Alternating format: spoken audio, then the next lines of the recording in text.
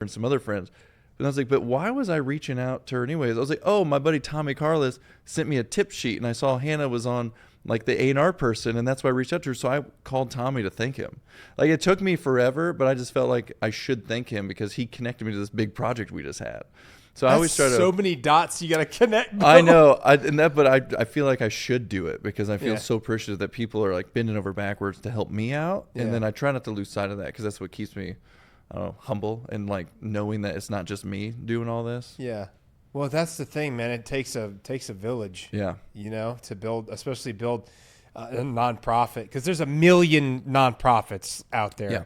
And then there's like a million veteran nonprofits within the nonprofit genre. So there's around 43,000 veteran service organizations by themselves, and which is a lot. Just to fight through those. And but like I think 80% of those don't even go over revenue over like 100,000. So they're very community based, and nobody ever will know they exist. And so and it's really hard to go from that 80% threshold up into like where the big dogs play. And that's where we're getting into now is like we get more media attention probably than the $80 million nonprofits when we're like, we just broke 2 million barely scraping by, like compared to them. Yeah. But we grow year over year, but the media attention that we get is absolutely insane because I think it's not just the impact we're having, because a lot of nonprofits have impact.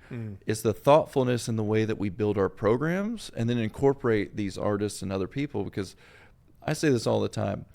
Out of all the veterans who are taking their own lives, like there's a few different statistics on it. There's the VA DOD statistics that is roughly like 19.7 veterans take their lives and active duty take their lives every single day.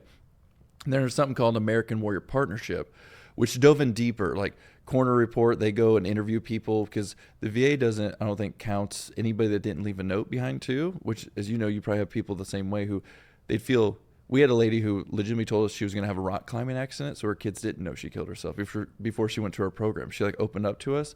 Jesus. So you obviously know those numbers are probably low. American Warrior Partnership says it's more likely to be 24 to 44 a day, which is insane. But from that VA study, they said 80% of the veterans who take their lives don't seek help or had in the last 2 years.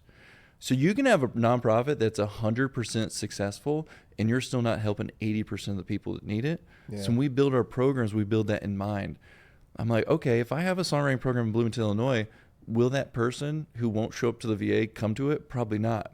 If I have that program in Nashville with Vince Gill, will they show up? 100% of the time. Gill, yeah. And so that's why I've been shooting for the stars, not just because I want to be up there with them, but I know that if I can outweigh a veteran's anxiety and depression with excitement, I can get them to do anything. And that anything is teach them that art and music will save their life. I think that's awesome, man. But that's like at the end of the day,